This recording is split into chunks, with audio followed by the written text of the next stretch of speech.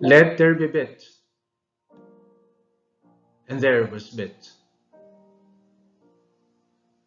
The building blocks of cybernetics.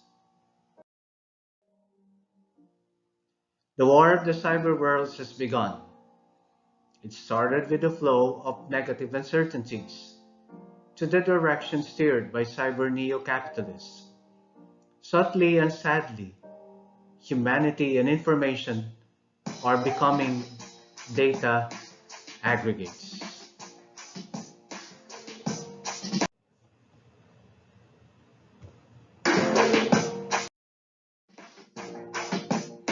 Bit flows.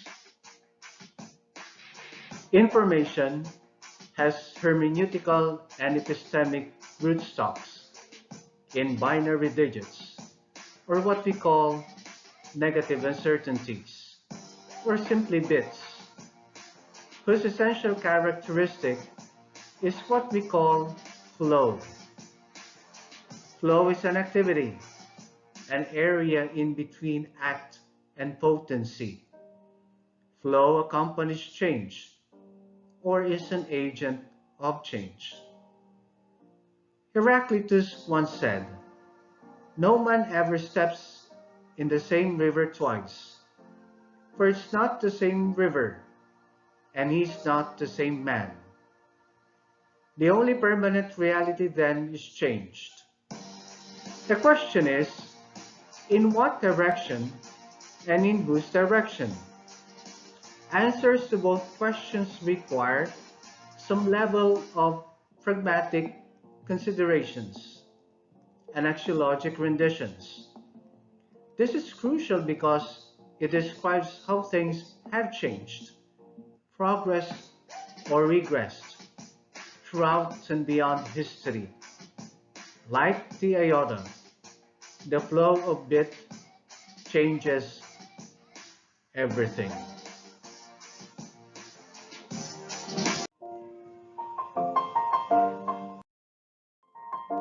But what exactly is a bit? Flores states that digital representations are based on the binary system, a numbering scheme using zeros and ones. In a binary system, you count the numbers 1, 2, 3, 4, and 5 using the symbols 1, 1, 0, 1, 1, 1, 0, 0, and 101 respectively. In other words, you use only numbers with 1 and or 0 in them. These numbers or symbols are called binary digits or bits for short. In information science, a bit is the basic unit of information, defined as negative uncertainty. One bit is equivalent to 1 unit of negative uncertainty. Processed data produce bits of information. When information is imbibed by a user, it becomes knowledge.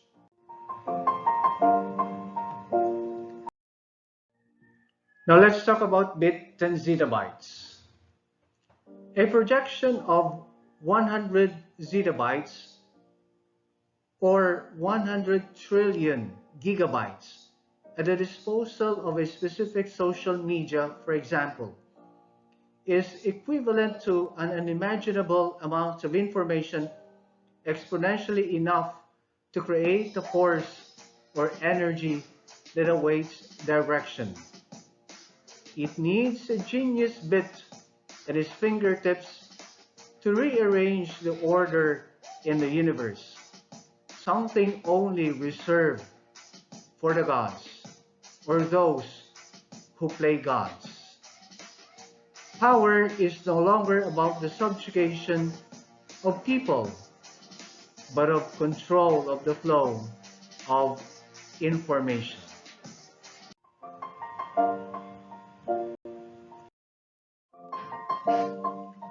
Let things be it.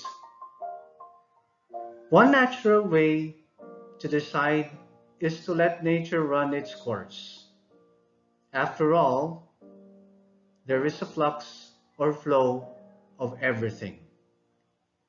but the flow is towards decay, or what we call entropy. Humans try to avoid such in its quest for permanence. How? Intrinsic choice is part of the dichotomy in rational souls. Even if the turns of the tides should favor the unexpecting, one must rationally choose to either remain on the stream or go against the stream. Every choice will be based on certainty or non-certainty, true or false, black or white, plus or minus, yes or no, all of which are representations of bits.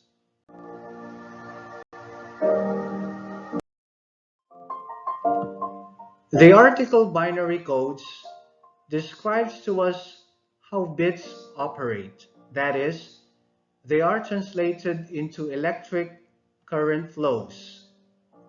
The bit 1 symbolizes the fact that there is a flow, while the bit 0 symbolizes the fact that there is no flow inside the computer. The sequence of these electric symbols is the language of the computer, and using it, the computer can perform the instructions we give it. The sequence, then, of these bits becomes data. Conventionally, data by itself has no inherent meaning unless related to other data or sequences. Invoking semiotics, meaning must be assigned to create an abstract concept. At face value, the symbol 10 really doesn't mean anything, but it could mean input or output, or the number 10 when we invoke semiotics. Here, abstract concepts are formed. It all depends now on how it has been intended.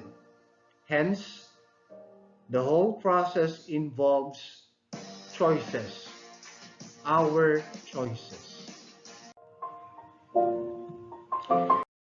Weaver, in 1949, in his book, The Mathematical Theory of Communication, claims that information relates not so much to what you do say as to what you could say. That is, information is a measure of your freedom of choice. When you select a message, if you are confronted with a very elementary situation where you have to choose one or two alternative messages, then it is arbitrarily said that information associated with this situation is unity. The concept of information applies not to the individual messages as the concept of meaning would, but rather to the situation as a whole. The unit of information indicating that in this situation, one has an amount of freedom of choice in selecting a message which it is convenient to regard as a standard or simply unit amount. The two messages between which one must choose in such a selection can be anything one likes.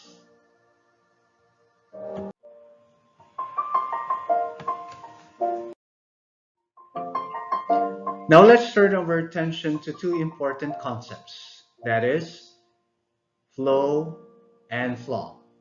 And let's try to describe the transition from flow to flaw regarding choices. Choices must be informed. In morals, free will is a blind faculty. It depends on how much the intellect has well grasped, differentiated, and classified every available data in a long series of sequencing. How then should we categorize misinformed choices? It must be remembered that bits comprise data, and there is a flux resulting from the tensions in between sequences. That is why the process of knowing itself involves immanent critique. There's always a tension in choices.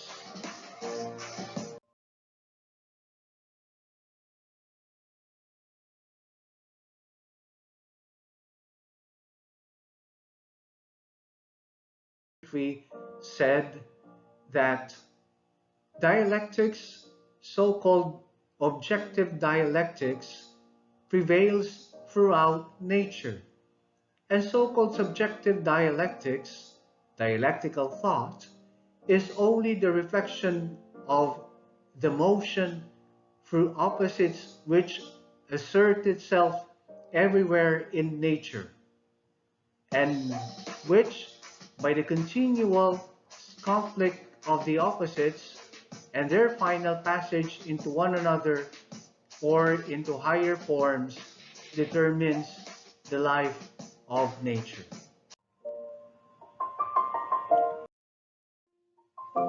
Now we asked ourselves, where lies the flaw? In given choices, where lies the flaw? The arena where tension exists, in between epistemological idealism and realism, reduces inquiry as mere philosophical jargon due to cogitative preclusions. In my own terms, when this happens, the supposed reflection and safe passage into higher forms are impeded. Thus, what is said to be could say at the very beginning becomes a categorical do say. It boils down to the inevitable conclusion that choice really matters. In a given tension, someone must concede, while another must control. This should introduce my theory of Zionism.